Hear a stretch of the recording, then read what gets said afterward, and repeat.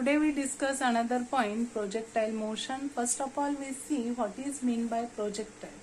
तर प्रोजेक्टाईल म्हणजे काय, तर कोणताही ऑब्जेक्ट जर आपण ग्राउंड वरून वरती फेकला तर त्या ऑब्जेक्टला काय म्हणायचं, प्रोजेक्टाईल. त्याची डेफिनेशन काय असेल, any object in a flight after being thrown with some velocity. म्हणजे काही वेलॉसिटीनं जर आपण एखादा ऑब्जेक्ट वरती थ्रो केला तर तो फ्लाइट होत असेल तर त्याला काय म्हणणार आहे आपण, प्रोजेक्टाईल. आता इथे वेगवेगळ्या प्रकारचे प्रोजेक्टाइल्स आपण कन्सिडर करू शकतो. समजा आपण दगड हवेत फेकला तर दगड हा काय असेल, प्रोजेक्टाइल असेल. बॉलर जेव्हा बॉल क्रिकेटकडे बॅट्समॅनकडे फेकतो त्यावेळी ती जी मोशन आहे ती पण काय असेल, प्रोजेक्टाइल मोशन असेल. म्हणजे कुठलाही ऑब्जेक्ट वरती थ्रो केला की असणारी मोशन ही काय असणार आहे, प्रोजेक्टाइल मोशन असेल. आता ही जी प्रोजेक्टाइल मोशन आहे ती होत असताना आपल्याला परत ते दोन त्याचे कंपोनेंट्स कन्सिडर करावे लागतील. एक म्हणजे अलॉंग एक्स ऍक्सिस असतो आणि एक अलॉंग वाय ऍक्सिस.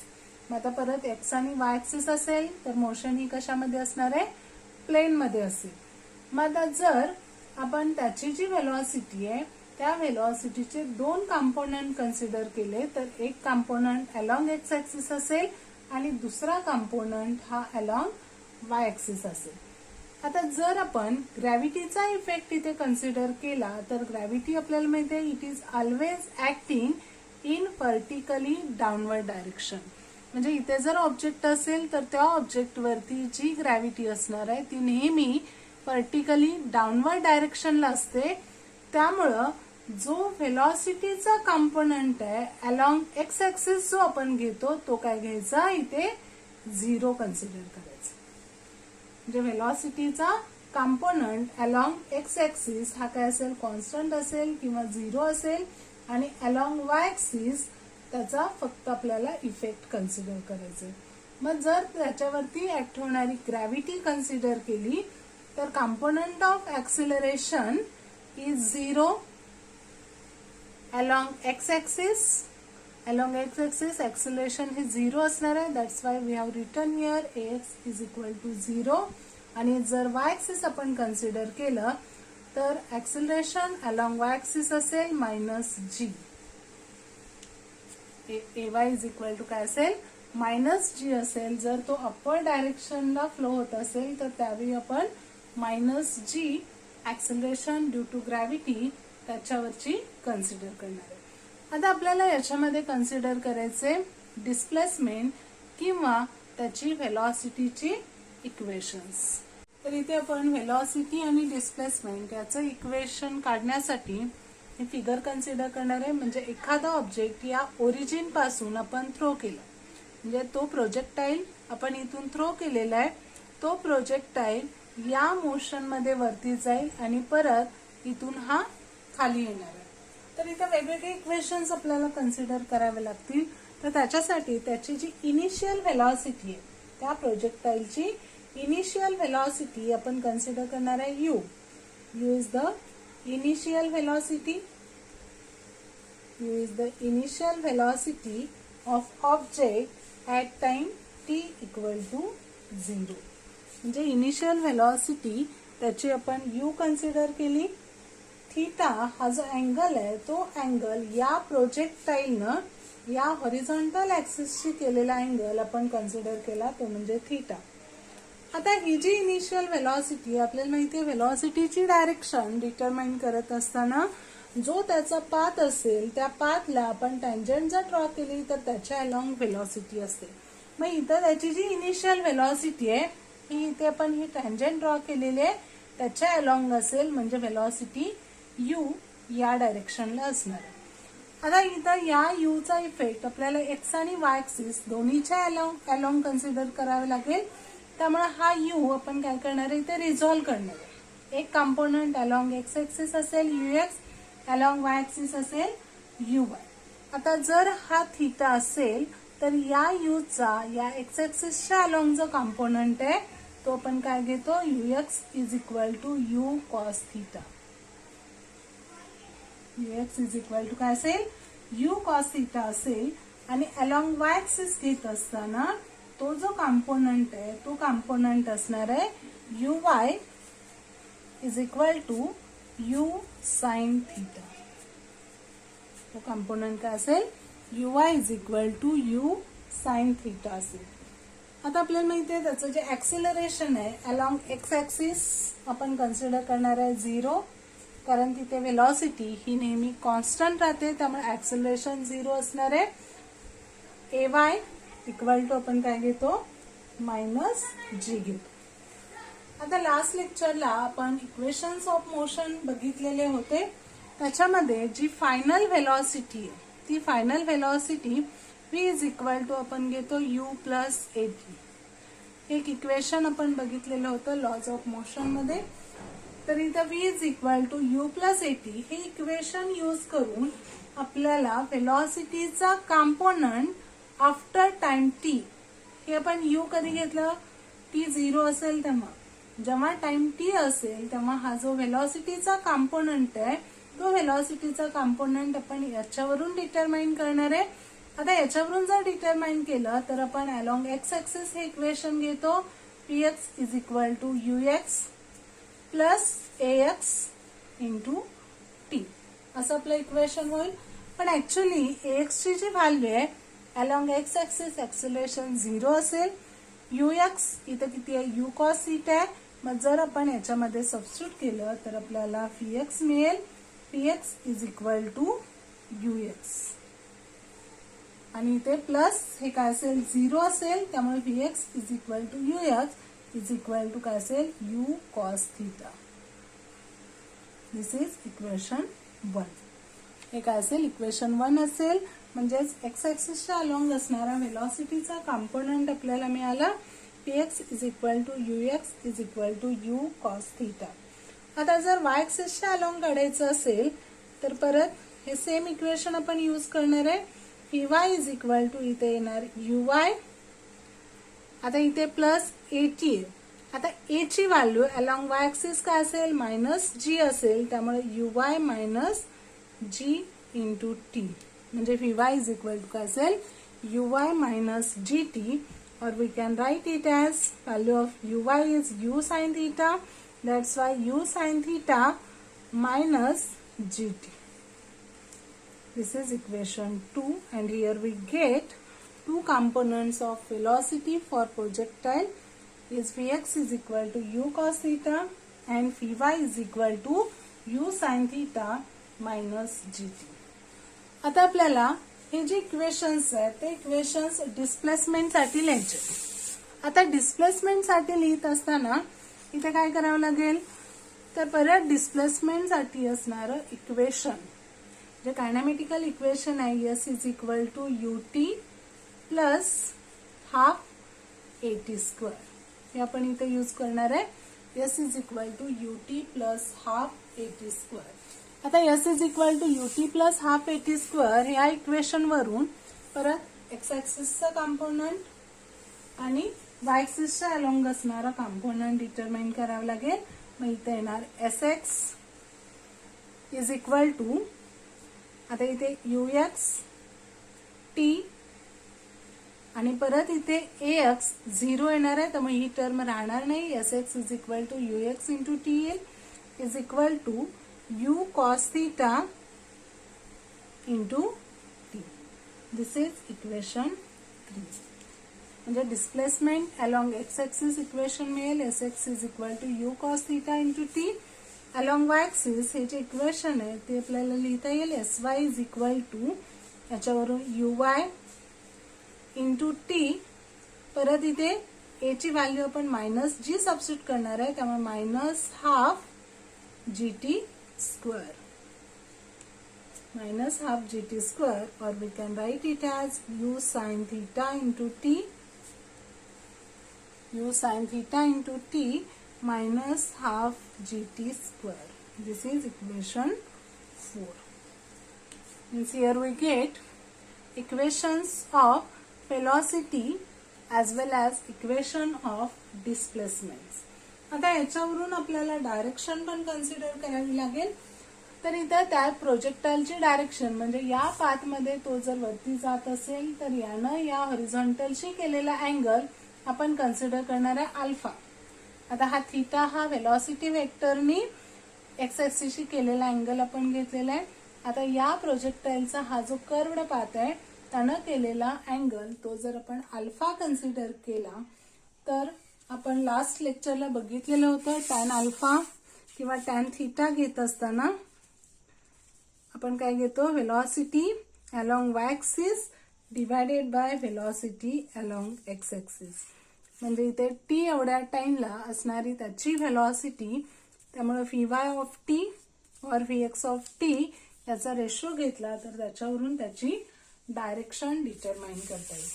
आता जर आपण या फिगरमध्ये ऑब्झर्व केलं तर इथे बघा हा जो प्रोजेक्टाइल आहे तो सुरुवातीला त्याची व्हेलॉसिटी काय होते, हळूहळू कमी कमी होत जाते. त्याची जी व्हेलॉसिटी आहे ती व्हर्टिकल व्हेलॉसिटी हळूहळू कमी होते आणि जर तो इथे गेला म्हणजे एका मॅक्झिमम हाईट पर्यंत गेला एका सर्टन टाइमला तर त्याची जी व्हेलॉसिटी आहे इथं 0 होणार. कारण आपण ज्यावेळी व्हर्टिकल व्हेलॉसिटी कन्सिडर करतो तेव्हा व्हर्टिकल मोशन मध्ये त्याची जी व्हेलॉसिटी आहे ती ऍक्सिलरेशनच्या अपोजिट असणार, म्हणजे ग्रॅव्हिटीच्या अपोजिट असेल. त्यामुळे त्याची व्हेलॉसिटी तिथे डिक्रीज होणार, म्हणजे हळूहळू ती कमी कमी होत जाते आणि एका विशिष्ट पॉइंटला ती व्हेलॉसिटी ही 0 होणार. म्हणजे इथं जर तुम्ही ऑब्झर्व केलं तर इथे फक्त हॉरिझॉन्टल कॉम्पोनंट ऑफ व्हेलॉसिटी असेल, व्हर्टिकल कॉम्पोनंट इथे नसणार आहे कारण याचा व्हर्टिकल कॉम्पोनंट या ठिकाणी 0 असेल. म्हणजेच ज्या ठिकाणी त्याची व्हर्टिकल व्हेलॉसिटी 0 होते त्या ठिकाणी तो प्रोजेक्टाइल हा मॅक्झिमम हाईट पर्यंत जाणार, म्हणजे त्यावेळी त्याची हाईट ही सगळ्यात जास्त असेल. आणि इथून पुढे जर आपण कन्सिडर केलं तर ही जी व्हर्टिकल व्हेलॉसिटी आहे हळूहळू इन्क्रीज होत जाते, कारण प्रोजेक्टाइल हा टुवर्ड्स अर्थ येणार आहे आणि त्यावेळी ग्रॅव्हिटीचा इफेक्ट हा कन्सिडर करून जर त्याची व्हेलॉसिटी डिटरमाइन केली तर ती व्हेलॉसिटी वरती जाताना असणाऱ्या व्हेलॉसिटीपेक्षा जास्त असेल. आणि फायनली तो कुठे येणार आहे, ग्राउंड वरती येणार आहे आणि तिथे त्याला परत हॉरिझॉन्टल कॉम्पोनंट जो आहे त्याचा तो काय असेल, परत UXच असेल. म्हणजेच इथे व्हेलॉसिटी जे आहे ते सुरुवातीला डिक्रीज होते, मॅक्झिमम हाईट पर्यंत जाते, तिथे व्हेलॉसिटी ही काय होणार आहे, 0 होणार आहे आणि तिथून पुढे त्याची जी व्हेलॉसिटी आहे ती हळूहळू काय होईल, इन्क्रीज होईल. आता हे जे टाइम ऑफ फ्लाइट आहे म्हणजे इथून हा प्रोजेक्टाइल जेव्हा ग्राउंड वरती येतो तिथपर्यंत त्याच्यासाठी लागणारा टाइम आपल्याला कन्सिडर करायचे किंवा त्यानं कव्हर केलेलं हॉरिझॉन्टल डिस्टन्स. म्हणजे समजा इथे ओ पासून त्याची मोशन स्टार्ट झाली, ओ पासून जर आपण एच्या ठिकाणी त्याची व्हेलॉसिटी कन्सिडर केली तर ती व्हेलॉसिटी मिनिमम असेल. इथं व्हेलॉसिटी 0 असेल म्हणजे पी पॉइंटला व्हेलॉसिटी 0 असेल. जर आपण इथे हा बी पॉइंट कन्सिडर केला तर बी पॉइंटच्या ठिकाणी त्याची व्हेलॉसिटी वाढणार आहे आणि परत तो इथे कुठे येणार आहे, ग्राउंड वरती येईल म्हणजेच क्यूच्या ठिकाणी. तेव्हा त्यानं 0 O टू क्यू जे हॉरिझॉन्टल डिस्टन्स कव्हर केलेलं असेल ते काय असेल, कॅपिटल आर असेल. ते कॅपिटल आर ची व्हॅल्यू आपल्याला परत डिटरमाइन करायची किंवा हा जो पाथ आहे त्या पाथचं इक्वेशन आपल्याला याच्यानंतर कन्सिडर करायचे. तर इथपर्यंत तुम्हाला लक्षात आलं असेल व्हेलॉसिटी आणि डिस्प्लेसमेंट हे जे इक्वेशन्स आहेत ते सिंपल आहेत, फक्त ते 2 कंपोनंट तुम्हाला लिहावे लागतील. इनिशियल व्हेलॉसिटीचे along x axis along Y axis आणि त्याच्यानंतर कायनेमॅटिकल इक्वेशन्स यूज करून व्हेलॉसिटी आणि डिस्प्लेसमेंटसाठी इक्वेशन्स आपल्याला इथे डिटरमाइन करता येते. पण टाइम ऑफ फ्लाइट त्याचा डिटरमाइन करणार आहे, त्याच्यासाठी आपण कन्सिडर करणार आहे T0. T0 is the time taken by projectile to reach maximum height. Projectile to reach maximum height. Maximum height पर्यंत पोहोचण्यासाठी त्याला जो टाइम लागेल तो आपण कन्सिडर करणार आहे t0. आता मगाशी आपण बघितलेलं होतं हा जो पाथ आहे तो या ऍक्सिसच्या अलॉंग कसा घेतोय आपण सिमेट्रिकल घेतोय. त्यामुळे इथून वरती जाण्यासाठी त्याला जेवढा टाइम लागेल तेवढाच इथून खाली येण्यासाठी त्याला टाइम लागणार आहे. म्हणजे जर आपण हे t0 कन्सिडर केलं किंवा कॅल्क्युलेट केलं तर त्याच्यावरून आपल्याला टोटल पाथ साठी लागणारा टाइम कॅल्क्युलेट करता येतो. आता ज्यावेळी तो या हायेस्ट पॉइंट P ला असेल तर मगाशी आपण बघितलं जर P पॉइंटला तो असेल तर त्याचा व्हर्टिकल कंपोनंट ऑफ वेलॉसिटी हा काय असतो 0 असतो. म्हणजे Vy ची व्हॅल्यू ही काय असते नेहमी 0 असते. आणि जर आपण इथे टाइम कन्सिडर केला तर तो टाइम आपण घेतलेला आहे t is equal to t0. म्हणजे Vy इज इक्वल टू 0 असेल आणि t is equal to t0 असेल. आता मगाशी जे आपण इक्वेशन काढलेलं आहे along y axis Vy is equal to काय होतं u sin theta minus gt. हे वेलॉसिटी अलॉंग y ऍक्सिसचं इक्वेशन आहे. Vy is equal to u sin theta minus gt. आता याच्यामध्ये आपल्याला Vy ची व्हॅल्यू 0 आणि t equal to t0 substitute करायचे. म्हणजेच इथे मिळेल 0 is equal to u sin theta minus gt0. आता याच्यावरून आपल्याला t0 ची व्हॅल्यू काढायची आहे. त्यामुळे ही टर्म आपण या साईडला लिहूया. gt0 is equal to u sin theta आणि याच्यावरून t0 ची व्हॅल्यू मिळेल t0 is equal to u sin theta upon g. आता t0 काय काढलं आपण तर जिथून त्याची मोशन स्टार्ट झाली तिथून तो मॅक्झिमम हाईट पर्यंत पोहोचण्यासाठी लागणारा टाइम. मग आता जर इथून इथपर्यंत जाण्यासाठी लागणारा टाइम आणि हा टाइम सेम असेल तर तो टोटल पाथ कव्हर करण्यासाठी त्याला जो लागणारा टाइम आहे म्हणजे time of flight capital T आपण घेऊ शकतो इक्वल टू ट्वाइस t0. याच्या काय असणार आहे दुप्पट असेल. त्यामुळे t0 ची व्हॅल्यू जर याच्यामध्ये सबस्टिट्यूट केली u sin theta upon g तर आपल्याला इथे इक्वेशन मिळेल 2u sin theta upon g. and this is nothing but time of flight of a projectile. It is t is equal to 2u sin theta upon g. आता horizontal range आपल्याला determine करायची capital R.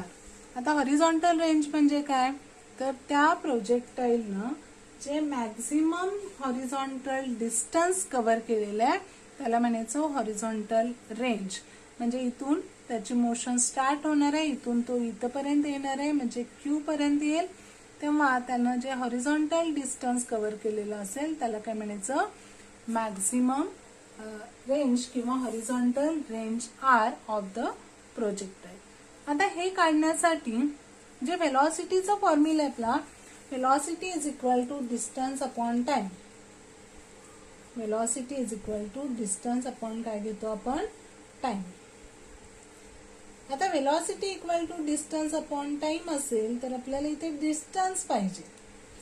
Horizontal range म्हणजेच maximum distance आहे. त्यामुळे distance काढण्यासाठी formula येणार distance is equal to velocity into time. आता इथे डिस्टन्स किती आहे तर equal to range of projectile that is capital R is equal to आता आपल्याला घ्यायचंय वेलॉसिटी इंटू टाइम. आता वेलॉसिटी म्हणजेच इथे हॉरिझॉन्टल कंपोनंट ऑफ वेलॉसिटी घ्यावा लागेल कारण आपण हॉरिझॉन्टल डिस्टन्स डिटरमाइन करतोय. त्यामुळे R इज इक्वल टू इथे काय येणार हॉरिझॉन्टल वेलॉसिटी त्याचे ux इंटू टाइम म्हणजेच टाइम ऑफ फ्लाइट घ्यावा लागेल कॅपिटल T.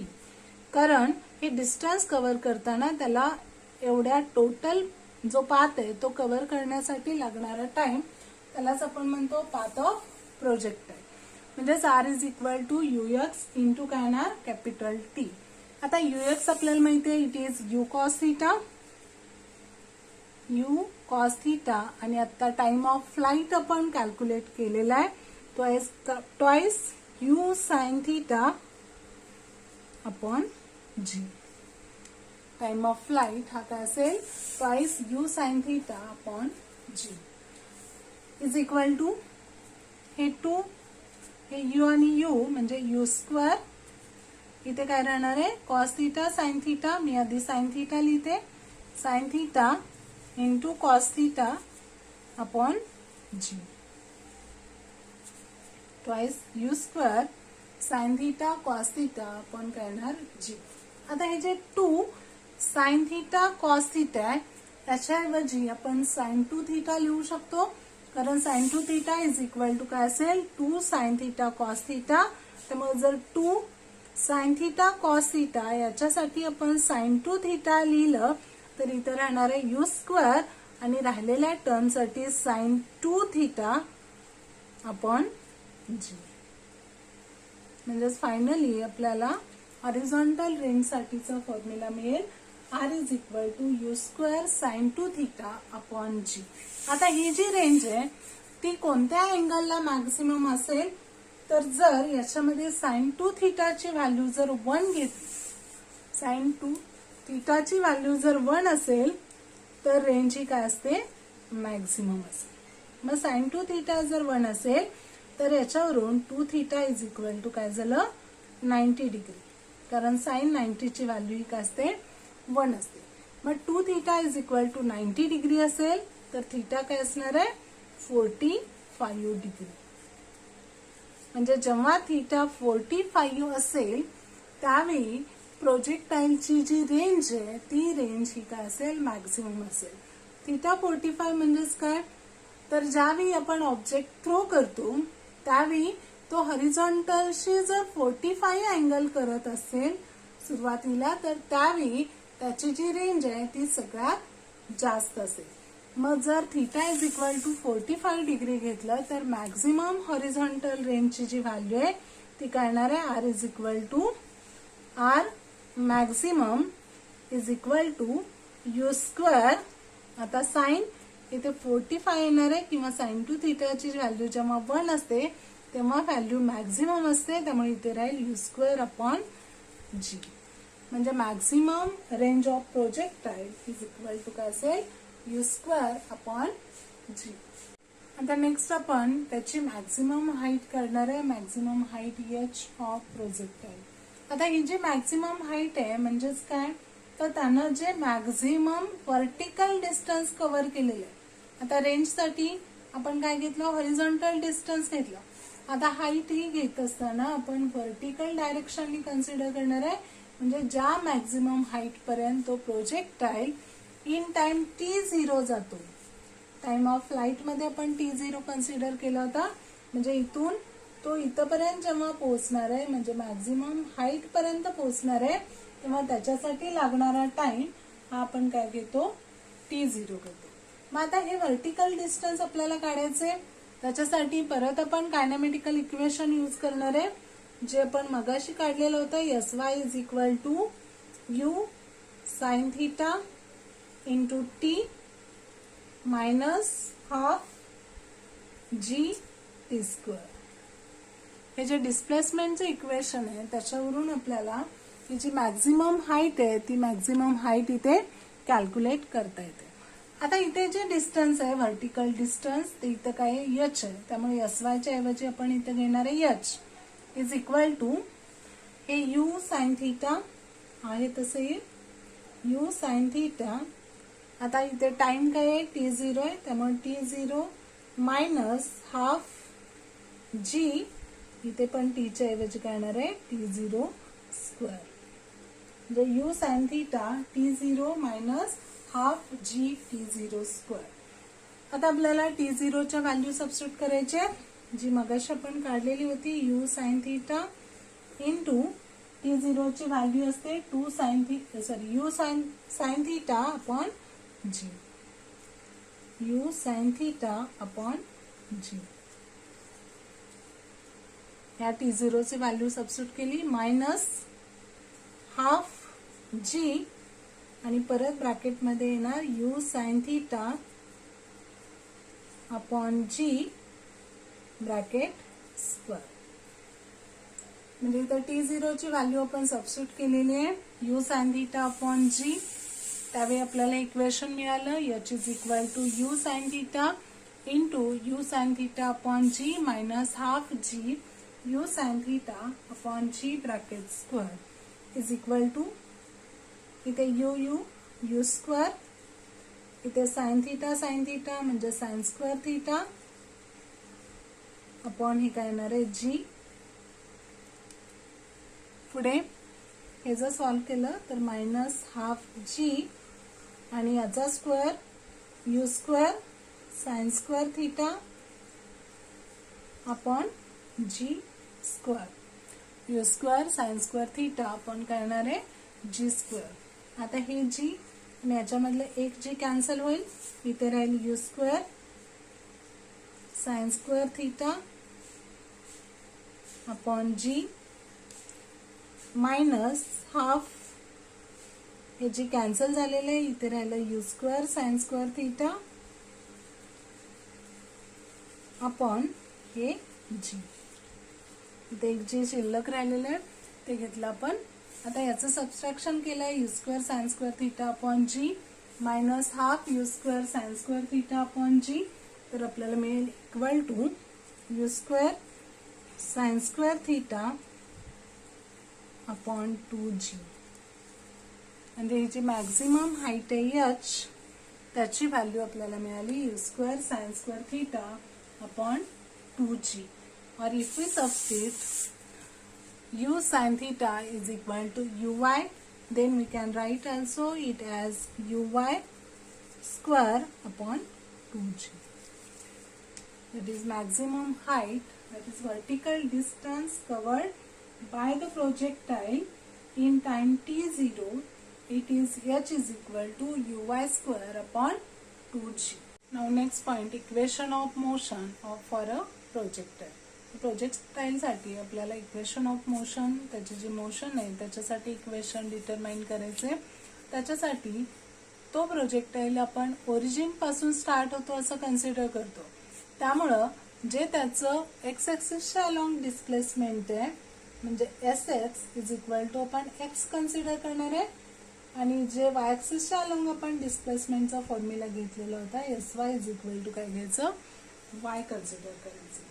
आता मगाशी आपण इक्वेशन बघितलेलं आहे sx इज इक्वल टू आणि sy इज इक्वल टू. तर sx इज इक्वल टू काय होतं u cos theta into t. हेच इक्वेशन आपण x साठी लिहिणार आहे, त्यामुळे sx is equal to x substitute केलं तर x इज इक्वल टू राहील u cos theta into t. आता याच्यावरून t इज इक्वल टू काय येणार x upon u cos theta. Here we get t is equal to x upon u cos theta. आता आपल्याला ही equation लिहिताना y आणि x या दोन्ही टर्म किंवा दोन्ही ऍक्सिस कन्सिडर करून इक्वेशन लिहावं लागेल. त्यामुळं इथे आपल्याला y साठी पण इक्वेशन घ्यायचे जे आपण आधी बघितलेलं होतं sy is equal to u sin theta into t minus half gt square. Equation आपण कन्सिडर केलेलं होतं. याच्यामध्ये हे जे sy आहे त्या sy ची व्हॅल्यू आपण कन्सिडर करणार आहे y. Means here we can write y is equal to u sin theta. आता आपल्याला याच्यामध्ये x पण पाहिजे, त्यामुळे ही जी t ची व्हॅल्यू आहे ती t ची व्हॅल्यू याच्यामध्ये सबस्टिट्यूट करायची. x upon u cos theta म्हणजे इथे येणार आहे x upon u cos theta minus half g, परत t ची व्हॅल्यू सबस्टिट्यूट केली x upon u cos theta bracket square म्हणजे u sin theta into x upon u cos theta minus half g x upon u cos theta bracket square. आता परत आपण हे solve करणार आहे इज इक्वल टू, आता इथे u आणि हे u इथे काय होईल कॅन्सल होईल. तर u कॅन्सल झालं तर इथे राहणार आहे sin theta upon cos theta. त्याच्यासाठी आपण घेऊ शकतो tan theta म्हणजे tan theta into x minus half, इथे g, इथे राहणार x स्क्वेअर डिवायडेड बाय याचा square u square cos square theta. Means here we get tan theta into x minus half g x square u square cos square theta. आता हेच equation आपण rearrange करणार आहे, म्हणजे y is equal to tan theta into x minus ह्या सगळ्या term एकत्र घ्यायच्या आणि x स्क्वेअर सेपरेट लिहायचे, half g upon u square cos square theta into x square. आता हे जे इक्वेशन आहे this is nothing but equation of motion of a projectile किंवा equation of trajectory of projectile. Equation of trajectory of projectile. तर काही वेळेला तुम्हाला असा क्वेश्चन येऊ शकतो, show that trajectory or path followed by a projectile is a parabola. तर तो पॅराबोला का असतो, तर इथे जर आपण हे इक्वेशन ऑब्झर्व केलं y is equal to tan theta into x, ते आपण असं लिहिणार आहे y is equal to tan theta ऐवजी कॅपिटल A घेतलं इंटू एक्स प्लस ही जी टोटल टर्म आहे minus half g u square cos square theta, त्याच्यासाठी आपण b कन्सिडर केलं आणि इथे हे एक्स स्क्वेअर. तर हे जे इक्वेशन आहे y is equal to ax plus bx square याच्या फॉर्म मध्ये हे प्रोजेक्टाइलचं इक्वेशन आपल्याला मिळतं. आणि हे जे इक्वेशन आहे ते इक्वेशन पॅराबोलाचं इक्वेशन आहे, त्यामुळं त्यांना पाथ जो फॉलो केलेला असतो तो कसा असतो, parabolic path. This is equation of parabola. That's why the path followed by the projectile or trajectory of the projectile is parabolic and motion of projectile is parabolic motion. त्याची जी motion आहे ती कुठं असते, along parabola. तर हा जो path आहे, ही जी ट्रॅजेक्टरी आहे, this is nothing but parabolic path. त्याचा पाथ हा कसा असतो, पॅराबोलिक पाथ असतो. आणि हे त्याचं इक्वेशन असेल, त्याच्या मोशनचं किंवा ट्रॅजेक्टरीचं इक्वेशन असेल, y is equal to tan theta into x minus half g upon u square cos square theta into x square.